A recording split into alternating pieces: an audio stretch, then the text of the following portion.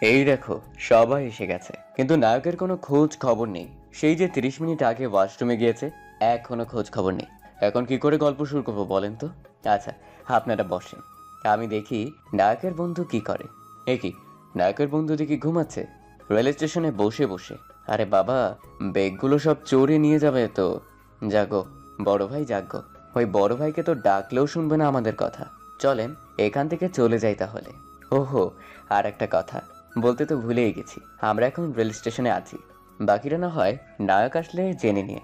আর কি বলবো, নাক ডেকে ঘুমাচ্ছে নায়কের বন্ধু, কিছু তো বলার নেই এখানে। চলেন তাহলে এই গল্পটা প্রথমে নায়কে দিয়েই শুরু করি। এখন নায়িকা কোথায় গেল, আবার কোথায় গেল, কোথায় গেল? এই তো পেয়ে গেছি। কিন্তু নায়িকা গাড়ি থেকে নেমে 1000 টাকা নিয়ে কোথায় যাচ্ছে? চলেন তো দেখি। ওহো, যাওয়ার আগে বলিনি, নায়িকার নাম মায়া। আর বলবো না, গল্পটা শুনতে থাকেন, তাহলে সব আস্তে আস্তে জেনে যাবেন। এইদিকে মায়া হাঁটতে হাঁটতে একটা দোকানের সামনে গেল, গিয়ে দোকানের নাম সাইনবোর্ডে পড়ে পড়ল। ইয়াহু, পেয়ে গেছি ইত্যাদি সব। তার মানে এখানে পাওয়া যাবে সব। জলদি যাই। তারপর দোকানের ভিতরে গিয়ে দেখে একজন বয়স্ক লোক বসে আছে। তখন মায়া মনটা খারাপ হয়ে গেল, আর মনে মনে বলল, ধ্যাৎ, এইটা তো দেখি ডেট ফেল বুড়া কাকু। কত আশা নিয়ে আসছি সুন্দর দেখে একটা ছেলে বসা থাকবে, ধ্যাৎ, সব নষ্ট করে দিল। কি সাংঘাতিক মেয়ে দেখেছেন? দোকানে গিয়ে সুন্দর ছেলে খুঁজে। চলেন তো দেখি আমরা, মতলব কি, কিসের জন্য এমন করছে। তারপর মায়া ওই বয়স্ক লোকটার কাছে গিয়ে বলল, আচ্ছা কাকু, একটা কথা জিজ্ঞেস করি। বলো মামুনি। তুমি তো আমার মেয়ের মতন, একটা কেন 10টা কথা বলতে পারো, সমস্যা নাই, বলো। এই নিন 1000 টাকা।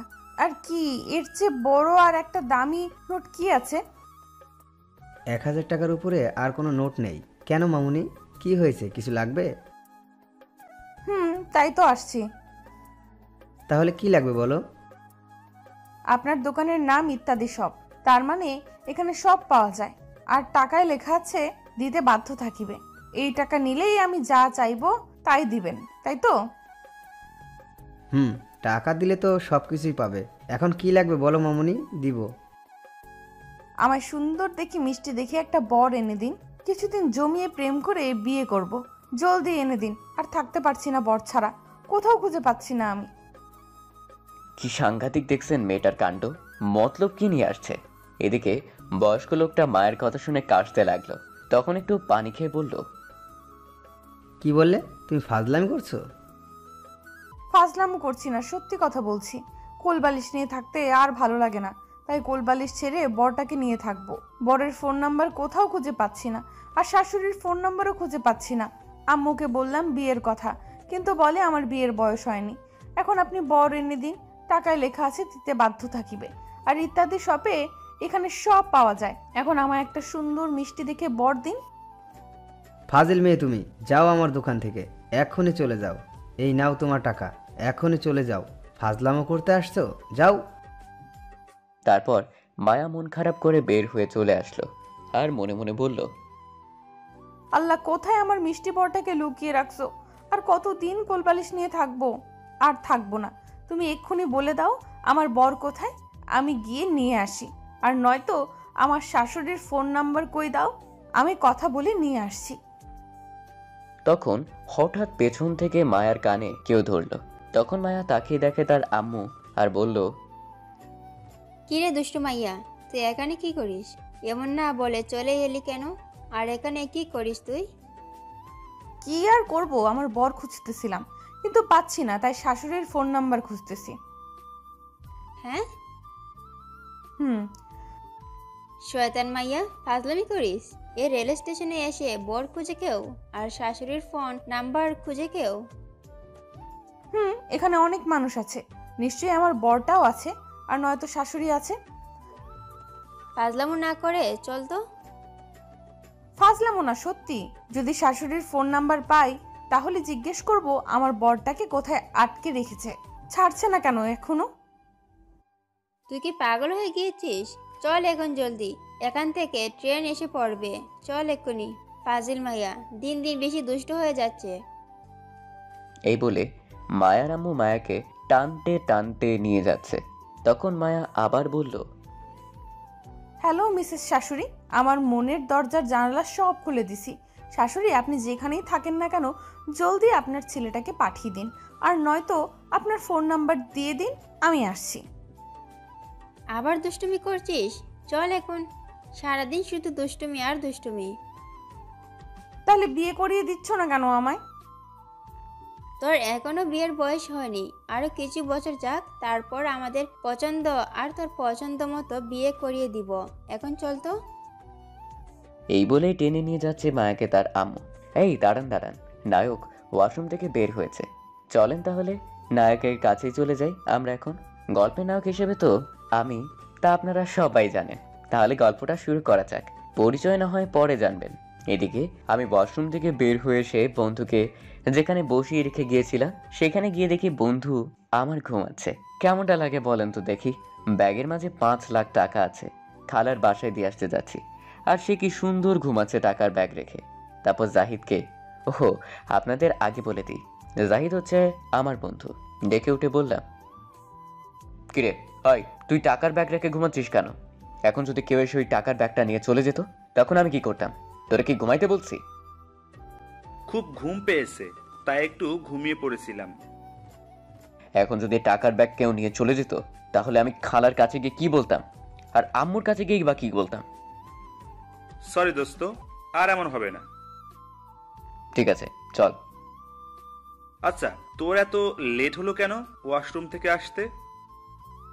আর বলিস না, এত সিরিয়াল পড়ছে ওয়াশরুমের সামনে, মনে হয় আজ সবার একসাথে আজ পেটে মোচড় দিয়েছে, তাই সিরিয়াল অনুযায়ী শেষ করে আসছি। আচ্ছা ঠিক আছে, চল এখন। তারপর আমি ব্যাগটা নিয়ে সাথে জাহিদকে নিয়ে আসতে লাগলাম। এদিকে মায়ের আম্মু মায়াকে টেনে নিয়ে আসলো। রেল স্টেশনে তখন একটা বয়স্ক লোক আসলো, ঠিকমতো ভালো করে হাঁটতে পারছে না, একদম বৃদ্ধ। বয়স্ক লোকটা তখন মায়ের কাছে এসে বলল, মারে কয়েকটা টাকা দিবি, খুব খিদে পেয়েছে, কিছু খাবো। তখন মায়া তার হাতে থাকা 1000 টাকা দিয়ে বলল, এই নাও 1000 টাকা, সামনে একটা হোটেল আছে, সেখানে গিয়ে পেট ভরে খাবে, ঠিক আছে? আরও লাগলে এসে বলো, আমি এখানে আছি। তখন বয়স্ক লোকটার চোখের পানি ঝরে পড়তে লাগলো আর বলল, মারে গতকাল রাত থেকে কিছু খাইনি, কেউ 20 টাকাও দেয়নি, কতবার চেয়েছি খাবার খাওয়ার জন্য, আর তুই 1000 টাকার নোট দিলি বলা মাত্রই। কান্না করো না, আগে গিয়ে এক্ষুনি পেট ভরে খাবার খাও, যাও। আর তোমার বাসায় কে কে আছে? কেউ নেই, আমি একা। তখন মায়া কিছু বলতে গিয়েও বলল না, আর লোকটা কান্না করতে লাগলো। তখন মায়া বলল, আচ্ছা তুমি বসো, আমি এক্ষুনি একটু আসছি, কোথাও যাবে না। মায়ার আম্মু দাঁড়িয়ে দাঁড়িয়ে দেখছিল, আর মায়া গিয়ে হোটেল থেকে 1 প্লেট বিরিয়ানি নিয়ে আসলো, আর এসে বয়স্ক লোকটাকে একটা ভালো জায়গায় বসিয়ে কিছু বিরিয়ানি হাতে নিয়ে বলল, তুমি হা করো, আমি খাইয়ে দিচ্ছি। না রে মা, তুই আমায় দে, আমি খেয়ে নিচ্ছি, তোর কষ্ট করতে হবে না। না, তোমার হাতে ময়লা, তুমি হা করো, আমি খাইয়ে দিচ্ছি। তখন লোকটা হা করলো আর মায়া খাইয়ে দিতে লাগলো। লোকটা মুখে খাবার নিয়ে কান্না করে দিল, হয়তো এটা সুখের কান্না। তখন মায়ার মাথায় হাত দিয়ে বলল, তোর মতো যদি সব বাবা মায়ের একটি এমন সন্তান থাকে, তাহলে আমার মতো এমন কিছু মানুষ রাস্তায় আজ না খেয়ে থাকতো না। তোর বাবা মা খুব ভাগ্যবান, তোর মতো এমন একটা ভালো মেয়ে পেয়েছে। দোয়া করি তোকে আর তোর বাবা মাকে যেন আল্লাহ ভালো রাখে সব সময়। তখন মায়া বলল, আচ্ছা তোমায় এখন থেকে আমি চাচা বলবো। আর একটা কথা, তোমার কি কোনো ছেলে মেয়ে নেই? চাচি কোথায়? না রে মা, তোর চাষি অসুস্থ ছিল, টাকার অভাবে চিকিৎসা করাতে না পেরে আমায় ছেড়ে চলে গেছে। একটা মেয়ে ছিল, কিন্তু আমায় দেখতে পারে না, এখন কোথায় আছে সেটাও জানি না। এই দুনিয়ায় আর কেউ নাই, একমাত্র আল্লাহ ছাড়া। কে বললো তোমার আর কেউ নেই? মনে করো আমি আছি, এখন থেকে আমি তোমায় দেখে রাখবো। তুমি এখানে কোথায় থাকো? এখানে রাস্তায় থাকি। তখন মায়ার সাথে তার বাসার একটা লোক ছিল, তাকে বলল, রহিম চাচা, আপনি ওনাকে আমাদের বাসায় নিয়ে যান, আর আপনার সাথে থাকার ব্যবস্থা করে দিন, যান। ঠিক আছে। না রে মা, তার দরকার নাই, আমি এখানে ঠিক আছি। তোমার কোনো কথা শুনবো না, আমি যেতে বলছি, যাও। তারপর খাবারগুলো খাইয়ে দিয়ে রহিম চাচার সাথে বলল যেতে। তখন বয়স্ক লোকটা বলল, আচ্ছা মা, তুই কোথায় যাচ্ছিস? আমি আর আম্মু মামার বাসায় যাচ্ছি, কিছুদিন থাকবো। এটা আমার আম্মু। মায়ের আম্মু অবাক হয়ে দেখছিল সব এতক্ষণ, কিছুই বলছে না। তারপর সবাই কিছু কথা বলে রহিম চাচাকে বলল যেতে, তারা দুজন চলে যাবে। তখন মায়া বলল, শোনো চাচা, তুমি যে দোয়া করলে তখন, এখন আর একটা দোয়া করো। আমি খুব তাড়াতাড়ি যেন একটা সুন্দর মিষ্টি বর পাই। তখন সবাই ফিক করে হেসে দিল। আর তখন বয়স্ক লোকটা বলল, চিন্তা করিস না মা, খুব তাড়াতাড়ি তোর মনের মানুষ পাবি। তারপর চলে গেল তারা। তখন মায়ার আম্মু বলল, আজ আমি খুব খুশি, আর সবচেয়ে বেশি খুশি আল্লাহ তোকে দিয়েছে আমায়। তাহলে এই খুশিতে আমায় বিয়ে দাও। তুই আবার দুষ্টুমি করছিস? তখন মায়া একটু সামনে তাকালো, তাকিয়ে অবাক হয়ে আছে আর খুশিতে লাফিয়ে বলল, আম্মু, পেয়ে গেছে আমার বর। ফাজলামি করিস না, চল এখন। সত্যি কথা বলছি, সামনে দেখো, ওই যে সাদা শার্ট পরে আছে আমার বর। ক্রাশ খেয়ে গেছি 1 কেজি। তখন মায়ের আম্মু তাকিয়ে দেখে বলল, মাশাল্লাহ, খুব সুন্দর, পছন্দ হয়েছে আমাদের। এখনই গিয়ে কথা বলবো বিয়ের তোর জন্য। না, আগে প্রেম করি, তারপর না হয় বিয়ে দিও। কি করব আমি এখন? হায়, আমার মন তো তার জন্য এখনই পাগল হয়ে গেছে। কি করে বেঁধে রাখবো আমি আমার মন? দিওয়ানা হয়ে গেছি তার জন্য এখন। উম্মুয়া। এদিকে আমি আসছিলাম। তখন জাহিদ বলল আমায়, দোস্ত, ওই দেখ, তোকে একটা মেয়ে চুমু খাচ্ছে। কি বলিস তুই? আমায় আবার চুমু দিল কখন? সামনে তাকিয়ে দেখ, তাহলে বুঝতে পারবি। তখন সামনে তাকিয়ে দেখি সত্যি একটা মেয়ে আমায় দূরে থেকে গালে হাত দেওয়ার মতো করে কিস করছে। তখন আমি বললাম, এটা আবার কোন পাগল? চল তো দেখি। চল। তারপর আমি মেয়েটির সামনে গিয়ে বললাম, কি ব্যাপার, আপনি এমন করছেন কেন আমার দিকে তাকিয়ে? মায়া এক নজরে তাকিয়ে আছে আর তার ঠোঁটে কামড় দিয়ে মুচকি মুচকি হাসছে, কোনো কথা বলছে না। তখন মায়ের আম্মু বলল, কি করেছে আমার মেয়ে? এটা আপনার মেয়ে? এটা আমার মেয়ে। কি হয়েছে? আমায় চুমু খাচ্ছিল আমি যখন দূরে ছিলাম। ভুল বুঝছো তুমি বাবা। আমার মেয়ে তার মামার বাড়িতে যাচ্ছে তো অনেক বছর পর, তাই খুশিতে একটু দুষ্টুমি করেছে। তাই বলে এমন দুষ্টুমি করে? এই প্রথম এমন মেয়ে দেখলাম। আচ্ছা ঠিক আছে। তারপর আমি সেখান থেকে চলে আসছিলাম, তার আগে ট্রেন এসে থামলো। তখন আমি গিয়ে জলদি ট্রেনে উঠে পড়লাম। এদিকে মায়া এখনো তাকিয়ে আছে। তার আম্মু মায়ের মাথায় টোকা দিয়ে বলল, কিরে, আর তাকিয়ে কি দেখিস? এখন তো চল, ট্রেন এসে গেছে। আর এমন দুষ্টুমি করলে কেন ছেলেটার সাথে? আমার বর, আমি দুষ্টামি করব, তা তোমার কি? বর মানে? তোর সাথে তো এখন বিয়েই দেইনি, তাহলে বর হলো কি করে? দাওনি দিবে, কিন্তু বর আমার হবেই। যখন সামনে আসলো তখন কিছু বললি না কেন? তখন তাকে দেখেছিলাম, এখন জলদি চলো, খুঁজে বের করতে হবে, আর নয়তো আবার হারিয়ে যাবে। ঠিক আছে, চল। তারপর মায়া আর মায়ের আম্মু ট্রেনে উঠে আমার সামনের সিটে বসলো। মায়া তো খুব খুশি আমার সামনে বসতে পেরে। বসে মায়ের আম্মু বলল, কোথায় যাবে তুমি বাবা? আমি খালার বাসায় যাব একটা কাজে। আপনারা কোথায় যাচ্ছেন আন্টি? আমি যাচ্ছি আমার বাপের বাড়ি, অনেক বছর হলো যাই না, তাই যাচ্ছি কিছুদিনের জন্য। তা তোমার খালার বাসা কোথায়? আমার খালার বাসা কুমিল্লা। ও, আমিও কুমিল্লা যাব, আমার বাপের বাড়ি ওইখানে। কুমিল্লা কোথায় যাবে? আমি কুমিল্লা মাস্টারের বাসার পাশে যাব, সেখানেই আমার খালার বাসা। ও, খুব ভালো। আমিও ওই মাস্টার বাড়ির সামনে যাব, তাহলে একসাথে যাওয়া যাবে। তারপর এভাবেই কথা বলছিলাম মায়ের আম্মুর সাথে। তখন আমি মায়ের দিকে তাকিয়ে দেখে আমার দিকে এক দৃষ্টিতে তাকিয়ে আছে, চোখের পলক পড়ছে না। তখন মায়া তার হাত বাড়িয়ে দিয়ে বলল, হাই, আমি মায়া। তখন আমিও আমার হাত বাড়িয়ে দিয়ে বললাম, মায়া সাথে সাথে আমার হাত ধরে ফেললো। আমি বললাম, আমার নাম নীরব আহমেদ, আর আমার পাশে যে আছে আমার বন্ধু জাহিদ। তারপর মায়া আর কিছু বলল না, আমার হাত ধরে রেখে আমার চোখের দিকে তাকিয়ে রইল। তখন আমি তার হাত ছাড়িয়ে তার আম্মুর সাথে কথা বলতে লাগলাম। 1 ঘন্টা পর চলে আসলাম। ট্রেন থেকে নেমে চলে আসবো, তখন মায়ের আম্মু বলল, এই ছেলে দাঁড়াও, কোথায় যাও? এদিকে আসো, আমাদের জন্য গাড়ি পাঠিয়েছে, সেটা দিয়ে যাব, চলো। আন্টি আপনি যান, আমি রিক্সা নিয়ে চলে যাব। একটা চড় দিব, আসো আমার সাথে। তারপর চলে গেলাম তাদের সাথে। মায়ের আম্মু গিয়ে গাড়ির সামনে বসলো আর আমি পিছনে বসেছি। তখন মায়া এসে আমার পাশে বসলো।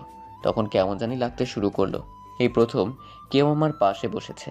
তাই যখন জাহিদ এসে বসবে তখন মায়া বলল, আপনি একেবারে পিছনে বসেন।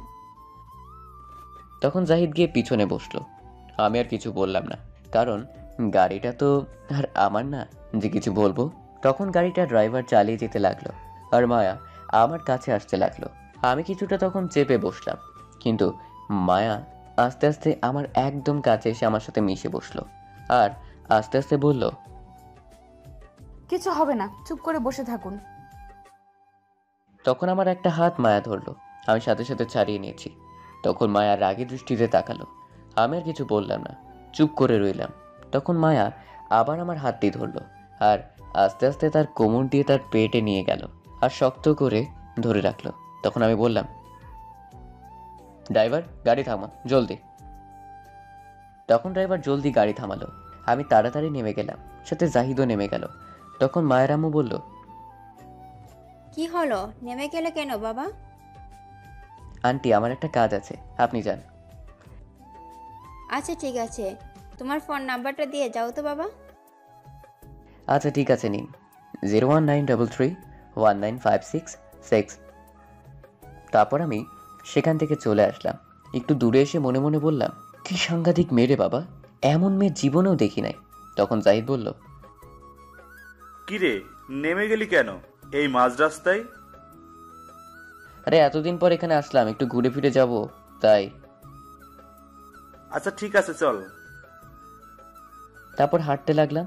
কিছুটা সামনে যাওয়ার পর দেখলাম আমির চাচা আসছে, তার বাসা আমার খালার বাসার সাথে। তখন আমি সামনে গিয়ে সালাম দিয়ে বললাম, কেমন আছো চাচা? তখন চাচা সালামের উত্তর দিয়ে বলল, আছি কোনো মতো ভালো, তুই কেমন আছিস? ভালো আছি চাচা। কোথায় যাও? একটু বাজারে যাচ্ছি। কেন বাজারে যাচ্ছ কেন? একটা ভিমবার আনতে যাচ্ছি। তুমি ভিমবার দিয়ে কি করবে? আর বলিস না, তোর চাচি আমায় বলে আমার দাঁত নাকি পরিষ্কার হয় না দাঁত বিরাজ করলেও, তাই এখন পেপসিডেন্ট দিয়ে দাঁত না বিরাজ করে এই ভিমবার দিয়েই বিরাজ করব। 100 লেবুযুক্ত ভিমবার, 1 নিমিষেই দাঁত পরিষ্কার। এটাই টিভিতে বললো গতকাল, তাই সেটা নিয়ে আসতে যাচ্ছি। আমি তো চাচার কথা শুনে হাসবো না কাঁদবো বুঝতে পারছি না। তখন আমি মনে মনে বললাম, তোমার দাঁত পরিষ্কার হবে কিনা তা জানি না, কিন্তু দাঁত সবগুলো পড়বে এটা জানি। তারপর চাচার সাথে আর কিছু কথা বলে খালার বাসার উদ্দেশ্যে হাঁটতে লাগলাম। আর এদিকে মায়া আমি গাড়ি থেকে নামার আসার পর ছটফট করতে লাগলো। তখন মায়া মনে মনে বলতে লাগলো, শয়তানটা আগেই নেমে গেছে, এখন আমি কি করে থাকবো? এক দেখায় সব কেড়ে নিয়ে গেছে, মনটাও নিয়ে গেছে সাথে করে। দেখি আম্মুকে কিছু বলে কাজ হয় কিনা। তখন মায়া তার আম্মুকে বলল, আচ্ছা আম্মু, তুমি কি দেখো না তোমার মেয়েটা কত বড় হয়ে গেছে, তবুও তুমি এখনো তোমার বাড়িতে রাখছো কেন? তো কোথায় রাখবো তোকে আমি? আমি যদি তোমার জায়গায় থাকতাম না, তাহলে ঝাড়ু দিয়ে মেরে বলতাম, দূর হ শয়তান, তোর জামাইয়ের কাছে যা। এখনো বসে আছিস কেন? তখন মায়ের আম্মু এটা শুনে হাসতে লাগলো আর বলল, তাই নাকি? আম্মু, আমি অনেক বড় হয়েছি আর আমার বরকে তো খুঁজে বের করেছি, তাহলে তাড়াতাড়ি বরের কাছে পাঠানোর ব্যবস্থা করো। কে বললো তুই বড় হয়েছিস? তুই এখনো অনেক ছোট, আর একটু বড় হয়ে নে, তারপর না হয় চিন্তা করা যাবে বিয়ের। তোমার কাছে বড় হতে হতে আমি বুড়ি হয়ে যাব, তাহলে তুমি এখন আমায় বিয়ে দিবে না? না, আর একটু বড় হয়ে নে, তারপর তোর বিয়ে দেব। এখন না। শোনো আম্মু, তোমার যদি সাহস থাকে, তুমি যদি আমার আব্বুর স্ত্রী হয়ে থাকো, তাহলে আমায় 1 সপ্তাহের মাঝে আমার বিয়ে দিয়ে দেখাও। আল্লাহ, তুমি এ কেমন মেয়ে দিলা? আল্লাহ বলছে মেয়েটা খুবই ভালো, তাড়াতাড়ি বিয়ে দিয়ে বিদায় কর। দেখো মা, আর পাগলামি করিস না। কিছুদিন যাক, তারপর না হয় বিয়ে দেব। আর ওই ছেলের সাথেই তোর বিয়ে দেব। তখন মায়া মন খারাপ করে বলল, ঠিক আছে, তাহলে একটু তাড়াতাড়ি করো, আমি এখনই থাকতে পারছি না দেখার পর থেকে। আচ্ছা, তুই এখন চুপ করে বসে থাক। দাঁড়াও, একটা গান বলে নেই। শাশুড়ি, আপনার বৌমা লইয়া যান তাড়াতাড়ি, এমন কিউট বৌমা কেন এখনো থাকে বাপের বাড়ি। হায় রে পাগলি মেয়ে আমার। এদিকে আমি খালার বাসায় এসে দেখি খালা বাইরে যাওয়ার জন্য বের হচ্ছে। তখন আমায় দেখে খালা বলল,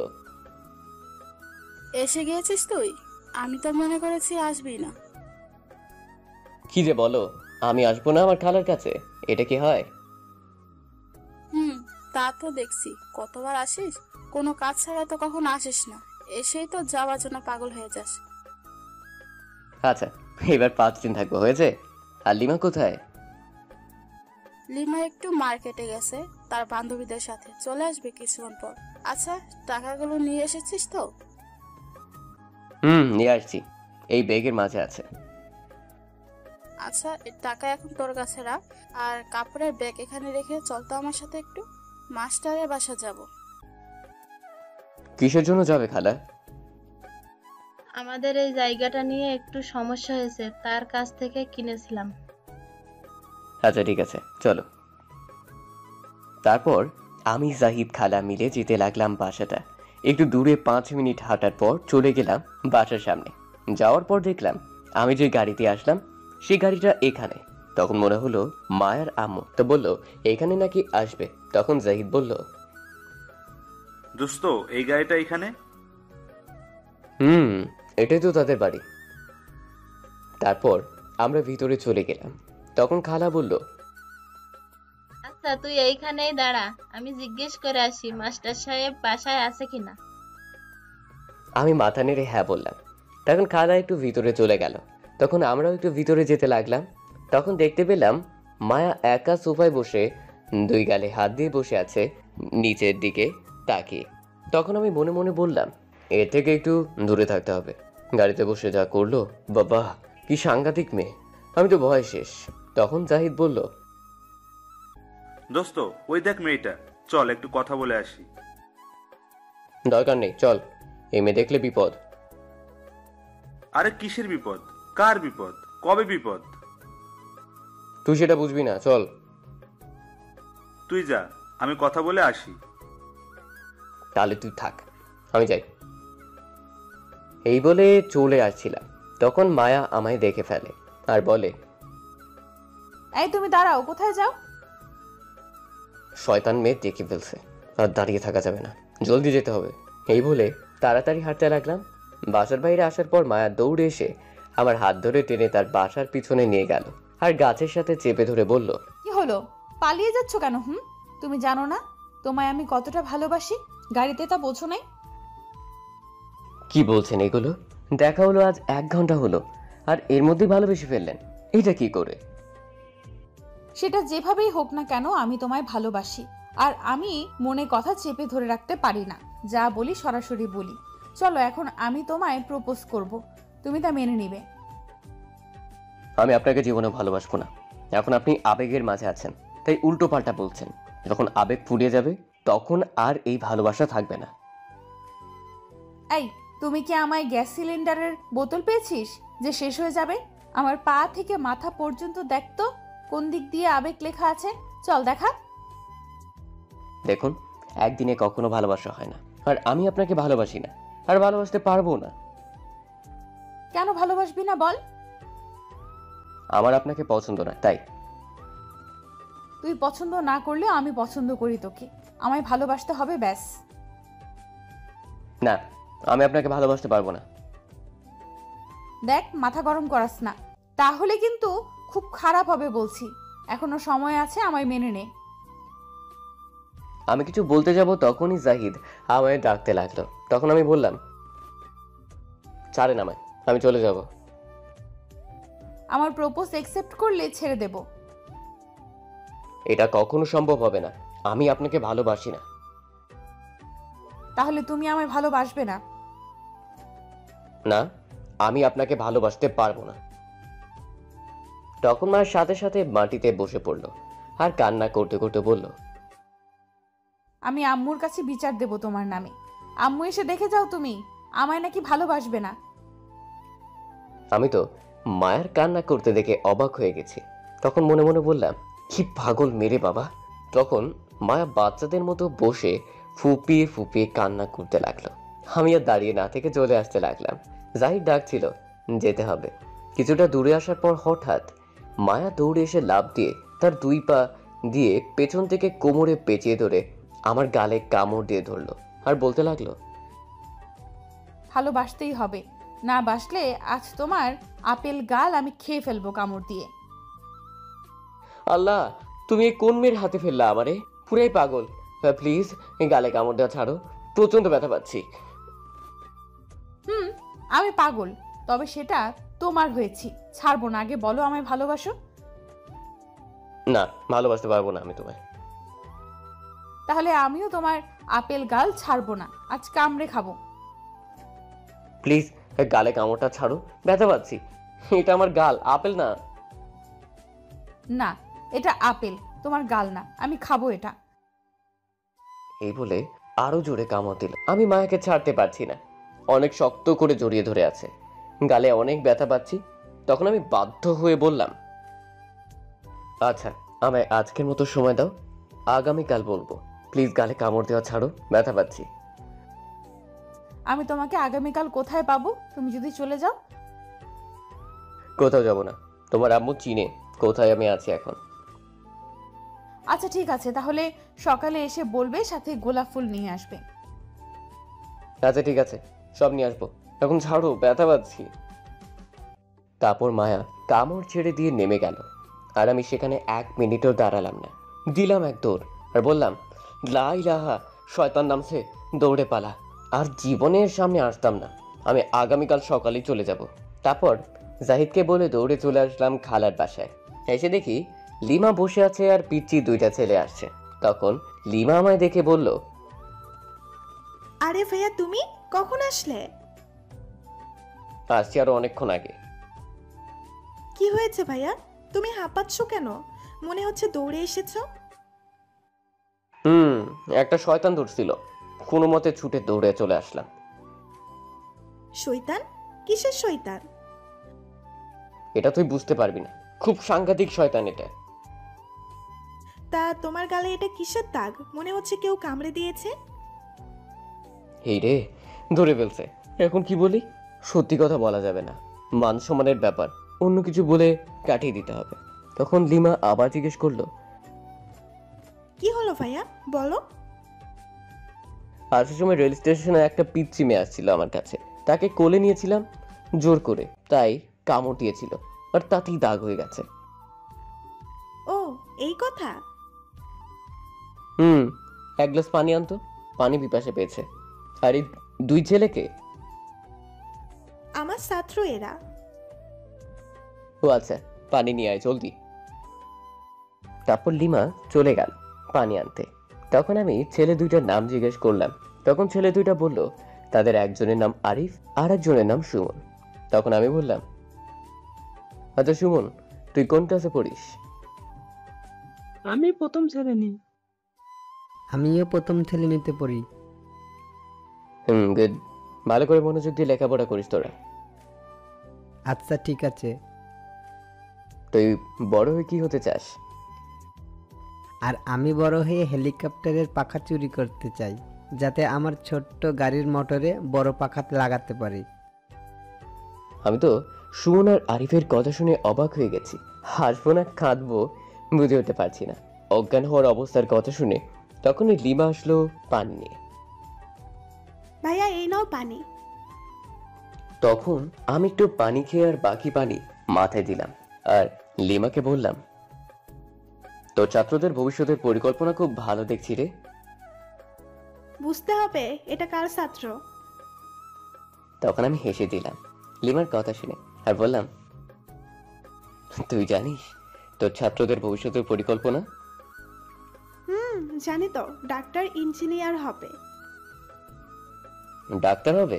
ওরে বাবা, আবার ইঞ্জিনিয়ার কচু হবে, ডাক্তার হবে। তারা ভবিষ্যতের পরিকল্পনা করছে একজন হবে সাইকেল চালক, আর একজন হবে হেলিকপ্টারের পাখা চোর। আমি এই বলে হাসতে লাগলাম। লিমা তো শুনে অবাক হয়ে গেছে আর রাগে কচ করছে তার ছাত্রদের দিকে তাকিয়ে।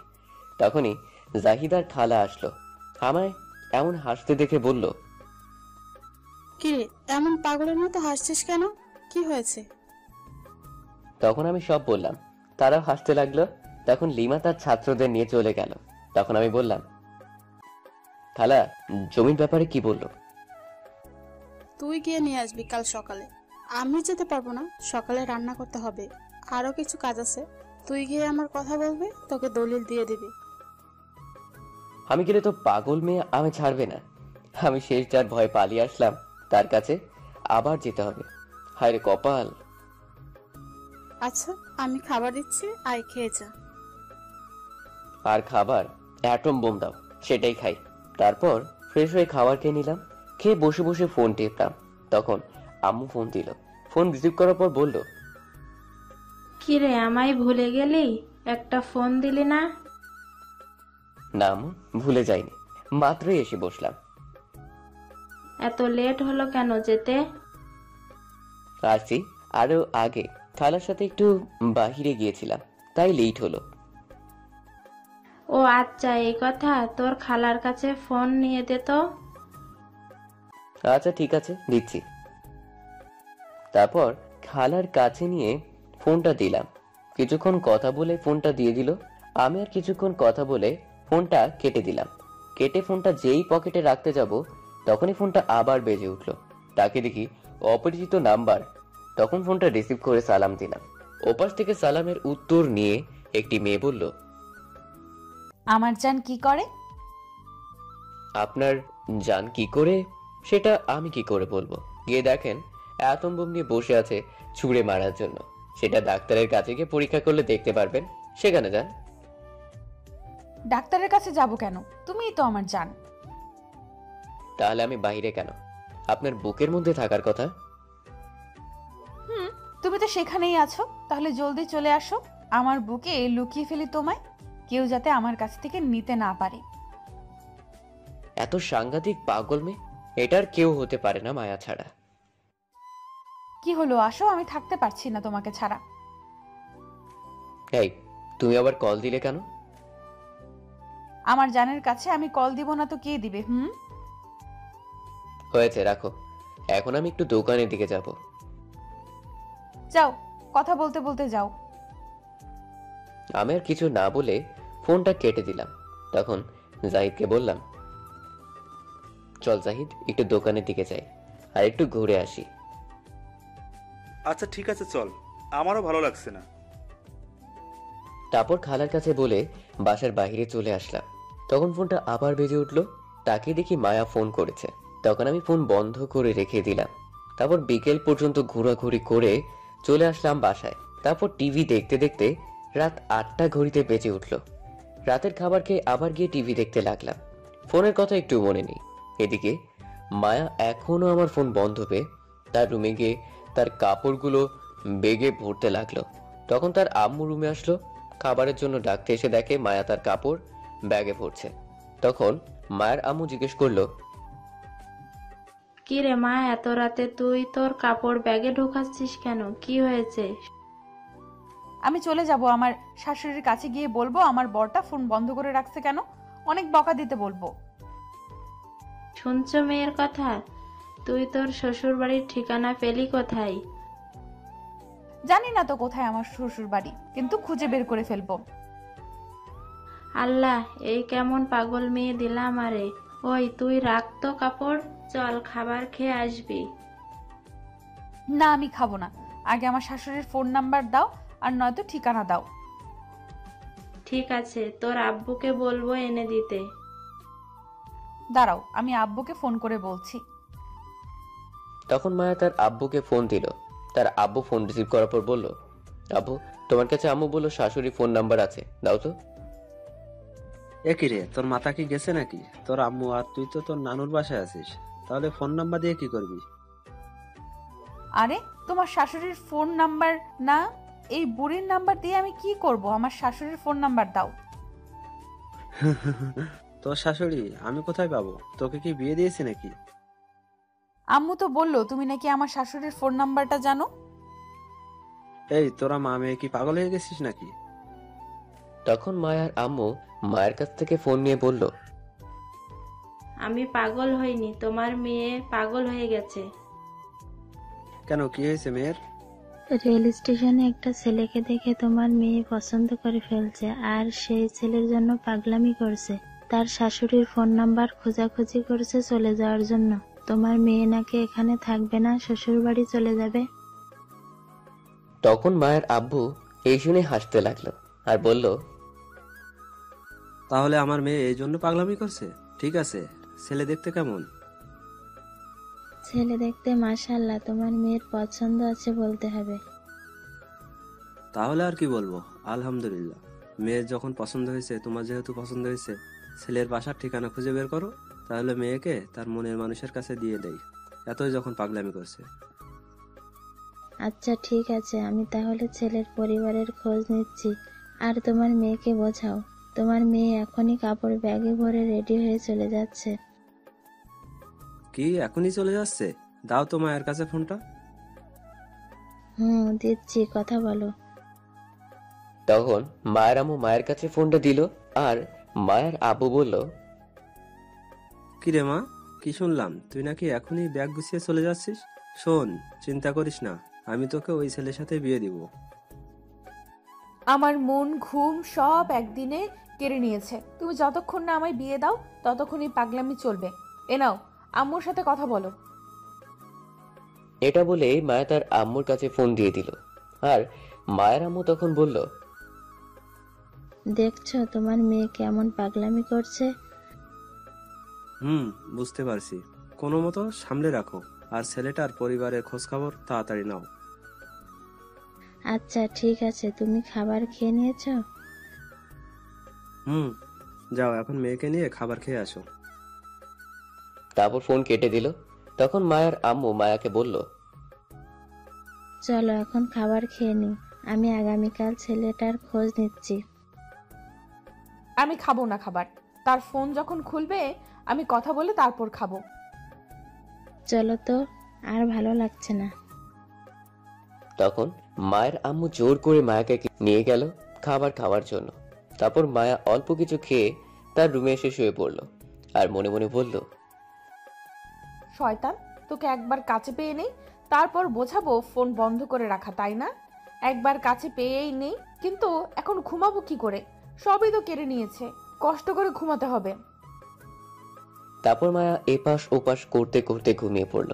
সকালে আমি উঠে দেখলাম মাত্র ঘড়ি কাঁটায় 7টা বাজে। তখন জাহিদকে ডেকে উঠে বললাম, জাহিদ জলদি চল, এখনই গিয়ে দলিল আনতে হবে, সময় নেই। কয়টা বাজে দেখ তো?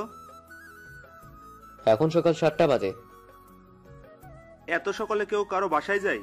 শুয়ে থাক, এখনো কেউ হয়তো ঘুম থেকে ওঠেনি।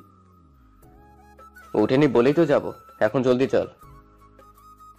এই বলে ফ্রেশ হয়ে জাহিদকে নিয়ে বেরিয়ে চলে আসলাম। তাদের বাসার সামনে যাওয়ার পর বুকটা ধুকধুক করতে লাগলো। মায়ের ভয়ে মায়া যদি দেখে তাহলে ছাড়বে না রাজ। তখন আস্তে আস্তে তাদের বাসায় যেতে লাগলাম।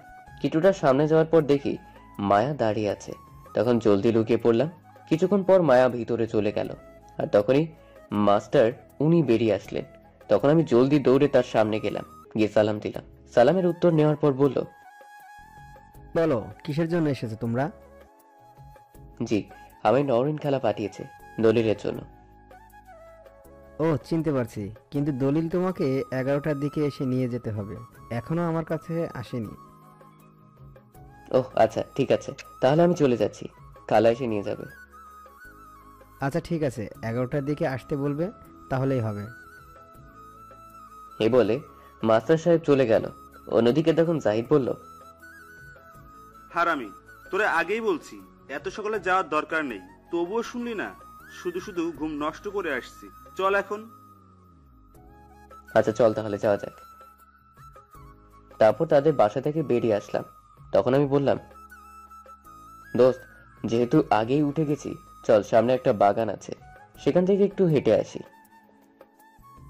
জাহিদ মাথা নেড়ে হ্যাঁ বলল। বাগানটা ছিল এই মাস্টার সাহেবের বাসার আরো সামনে। তখন হাঁটতে হাঁটতে যেতে লাগলাম। কিছুটা সামনে যাওয়ার পর মনে হলো আমাদের পেছনে কেউ আছে। তখন পেছনে তাকিয়ে দেখি মায়া তার হাতে ব্যাগ নিয়ে রেডি হয়ে আসছে। আমি তো দেখে অবাক হয়ে গেছি। তখন আমি মনে মনে বললাম, কি ব্যাপার, এই মেয়ে রেডি হয়ে ব্যাগ নিয়ে কোথায় যায় এত সকালে? তখন জাহিদ বলল, কি ব্যাপার, এই মেয়ে আমাদের পিছনে আসছে কেন? সেটাই তো বুঝতে পারছি না। চল তো আর একটু সামনে গিয়ে দেখি আমাদের পিছে আসে কিনা। আচ্ছা ঠিক আছে, চল। তারপর আমি আর জাহিদ হেঁটে কিছুটা পথ যাওয়ার পর পেছনে তাকিয়ে দেখি নাই। তখন মনে করলাম চলে গেছে, কিন্তু তখন দেখি আমার পাশে দাঁড়িয়ে আছে। তখন আমি বললাম, হেই, তুমি কোথায় যাচ্ছ? আমাদের পিছন পিছন কই যাও? তুমি যেখানেই যাও আমিও সেখানেই যাব। আমি বাড়ি থেকে পালিয়ে আসছি, আমি তোমার সাথে যাব। আমি তো অবাক হয়ে গেছি মায়ের কথা শুনে। তখন আমি বললাম, তুমি কি পাগল হয়ে গেছো নাকি? বাসায় যাও। না, আমি যাব না। আমি তোমাকে ভালোবাসি আর তোমার সাথে থাকবো। এখান থেকে কোথাও যাব না। না, আমি পালিয়ে আসছি বাসা থেকে। চলো এখন বিয়ে করে তোমার বাসায় নিয়ে যাও। আমি তোমাকে বিয়ে করব না, বাসায় নিয়েও যাব না। তুমি তোমার বাসায় যাও। না, আমি যাব না। আমি তোমাকে ভালোবাসি, আমায় তোমার সাথে নিয়ে চলো। দেখো, বিরক্ত করো না, তোমার বাসায় যাও। আমি তোমাকে ভালোবাসি না। এই বলে আমি হাঁটতে শুরু করলাম। তখন মায়া পিছন থেকে বলল, ভালোবাসো না বললেই হলো? আমি তোমাকে ভালোবাসি আর তুমিও গতকাল বলছো আমায় ভালোবাসো। তখন আমি থেমে বললাম, গতকাল আমি এমনি বলছি। আমি তোমার হাত থেকে ছোটার জন্য এখন চুপ করে যেভাবে আসছো সেভাবে চলে যাও। এই বললেই হলো? আমি কোথাও যাব না এখন। এত কষ্ট করে ব্যাগ গুছিয়ে রেডি হয়ে সবার চোখ ফাঁকি দিয়ে বাসা থেকে পালিয়ে আসছি কি আবার ফিরে যাওয়ার জন্য? চলো তোমার বাসায় নিয়ে চলো আমায় বিয়ে করে। কেমনটা লাগে বলেন তো এখন? এর মাথায় মনে হয় সব তার ছেঁড়া, তাই এমন পাগলামি শুরু করে দিয়েছে। তখন আমি মায়ের হাতে ধরে কিছুটা সামনে দিয়ে এসে বললাম, সোজা তোমার বাসায় যাও। এক পাও যাব না আমি। তোমার বাসায় নিয়ে যাও। না, তোমাকে আমার বাসায় নিয়ে যাব না। তাহলে আমিও যাব না আমার বাড়ি, আমি যাব তোমার বাড়ি।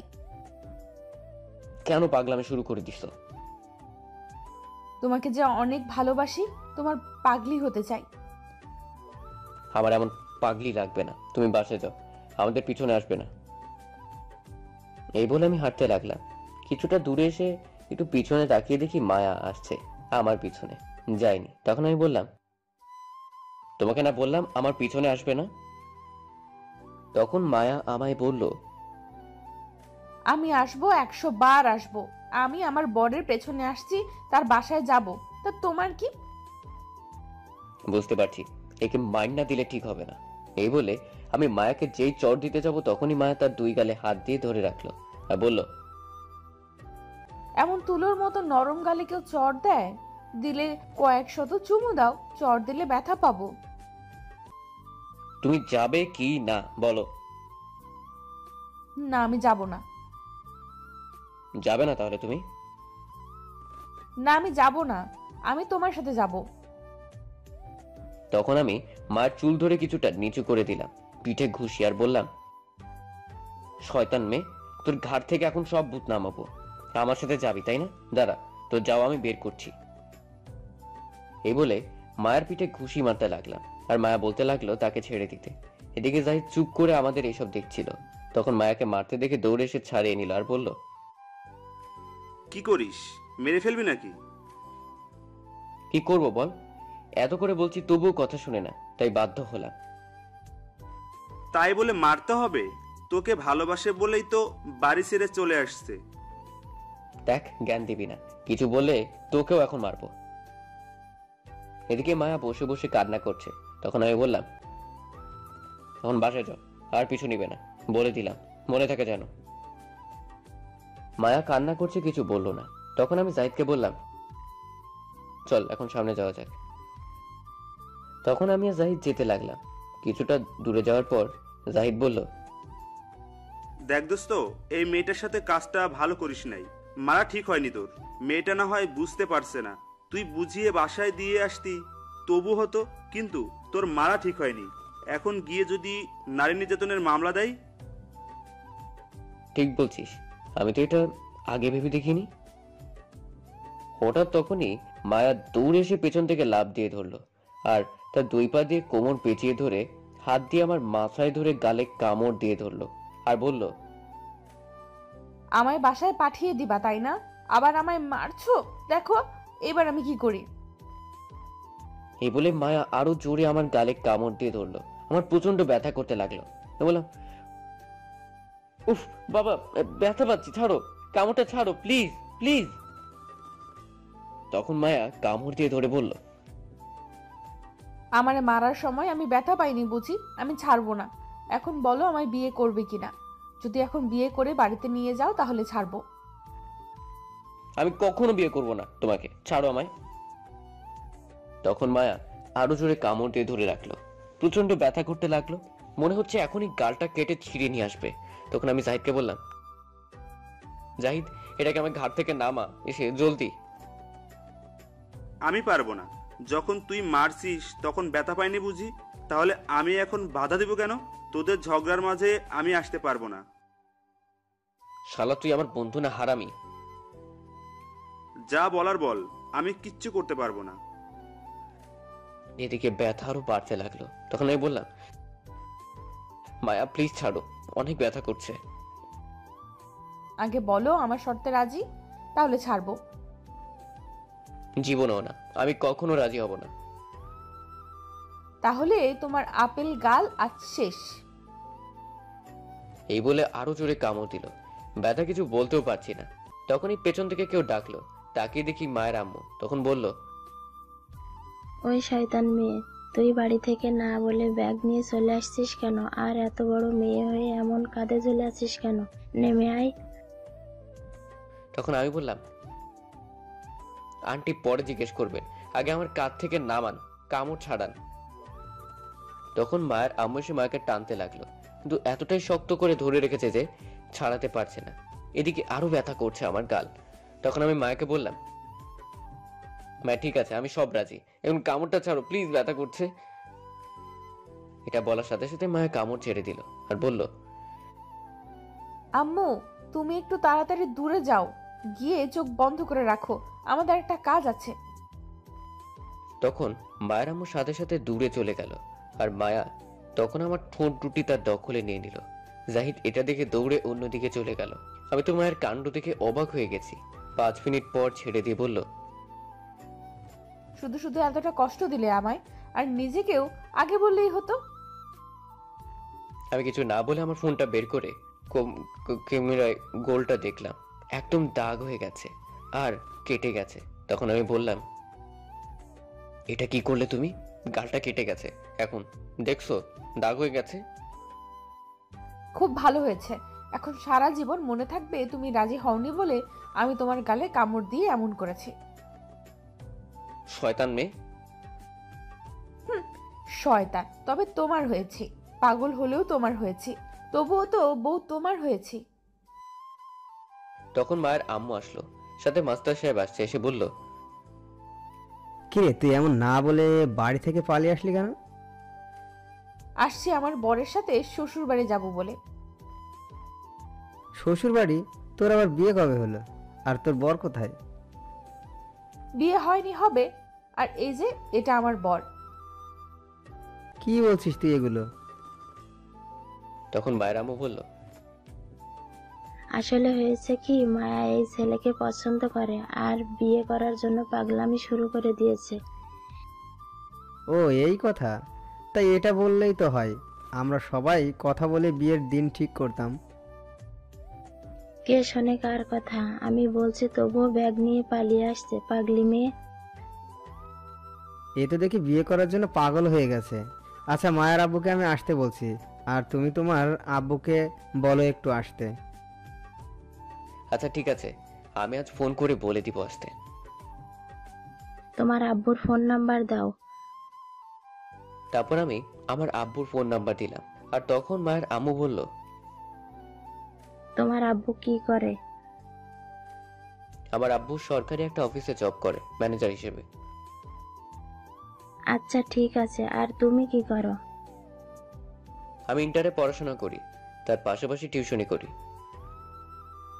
আচ্ছা ঠিক আছে, যাও, আমি তোমার আব্বু আম্মুর সাথে কথা বলছি।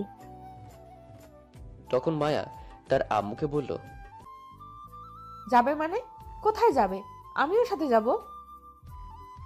তখন মাস্টার সাহেব বলল, তার আব্বু আম্মুকে নিয়ে আসতে যাবে তোর সাথে বিয়ের কথা বলতে। ঠিক আছে, যদি গতকালের মাঝে না আসে তাহলে আমি আবারও পালিয়ে যাব, এই বলে দিলাম। চিন্তা করিস না, আসবে। তারপর মায়া তার আম্মু মাস্টার সাহেব চলে গেল। যাওয়ার সময় মায়া বারবার পেছনে তাকাচ্ছিল। আমি তখন আর দাঁড়িয়ে না থেকে চলে আসতে যাব, তখন দেখি জাহিদ নাই। তখন জাহিদকে খুঁজতে লাগলাম। কিছুটা দূরে গিয়ে দেখি জাহিদ বসে আছে আর একা একা বলছে, শালা, মনটাকে কচু গাছের ডালের সাথে বেঁধে ফাঁসি দেওয়া দরকার। আমার সব বন্ধু রিলেশন করছে আর আমি কিনা সিঙ্গেল। থাক, আফসোস করে লাভ নেই, এই দুঃখে গানটা গাওয়া যাক।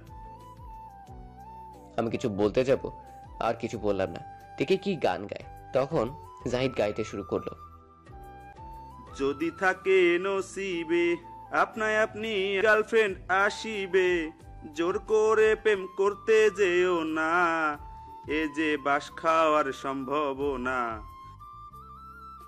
এতটুকু বলেই থেমে গেল আর হাসতে লাগলো। তখন আমি বললাম, ভালোই তো গান শিখলি। ধন্যবাদ। তা তোদের রোমান্স করা হয়েছে? হয়েছে। এখন চল বাসায় যাই। আচ্ছা ঠিক আছে, চল। তারপর আমরা বাসায় চলে আসলাম।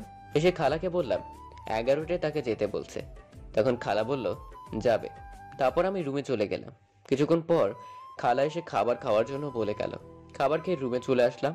তারপর সারাদিন রুমে বসে কাটিয়ে দিলাম। রাতে বসে টিভি দেখছি। তখন কেউ বাসার গেটের মাঝে জোরে শব্দ করলো। কেউ মনে হয় আসছে। গেট বন্ধ, তাই আসতে পারছে না। আমি উঠতে যাব, তখন খালা চলে গেল।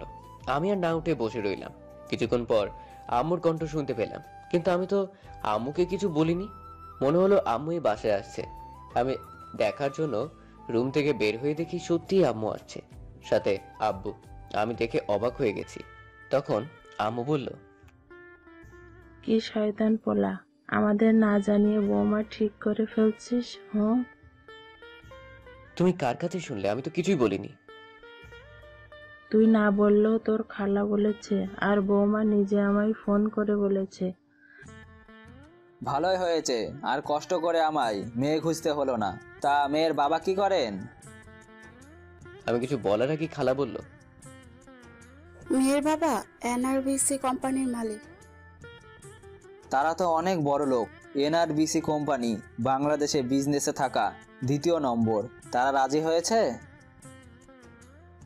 তারা রাজি। আগামীকাল গিয়ে বিয়ের ডেট ফাইনাল করবে। আচ্ছা ঠিক আছে।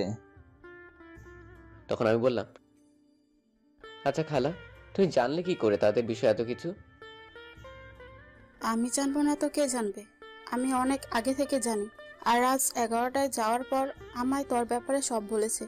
জিজ্ঞেস করেছে তোর আব্বুকে, বলেছে নিয়ে আসতে। আমি এখন তোর আম্মুকে সব বলি আর আসতে বলি। ও আচ্ছা, এই কথা। আচ্ছা, তোর গালে কি হয়েছে? কে কামড় দিল রে তোকে? তখন খালা বলল, সত্যি তো, আমি এতক্ষণ দেখিনি। কে কামড় দিল? এখন কি বলি, সত্যি কথা তো বলা যাবে না, যে কোনো কিছু বলে কাটিয়ে দিতে হবে। তখন আমি বললাম, কিছু না, একটু ব্যথা পেয়েছি। এখন চলো খাবার খাবো, খিদে পেয়েছে। দেখে চলতে পারিস না? আচ্ছা, এখন এগুলো থাক, খাবার দিচ্ছি, খেতে আয়। তখন আম্মু আব্বু গিয়ে ফ্রেশ হয়ে আসলো। তারপর সবাই মিলে খেয়ে নিলাম। খেয়ে গিয়ে শুয়ে পড়লাম। সকালে উঠে ফ্রেশ হয়ে খাবার খেয়ে বসে আছি, তখন লিমা আসলো। তখন জাহিদ আমি লিমা বসে আড্ডা দিতে লাগলাম। দুপুরে গোসল করে বসে আছি, তখন আম্মু বলল তাদের বাসায় যেতে হবে। তখন রেডি হয়ে সবাই মিলে চলে গেলাম। গিয়ে সবাই বসে আছি। কিছুক্ষণ পর মায়ার আম্মু আব্বু মাস্টার সাহেব বসে কথা বলতে লাগলো।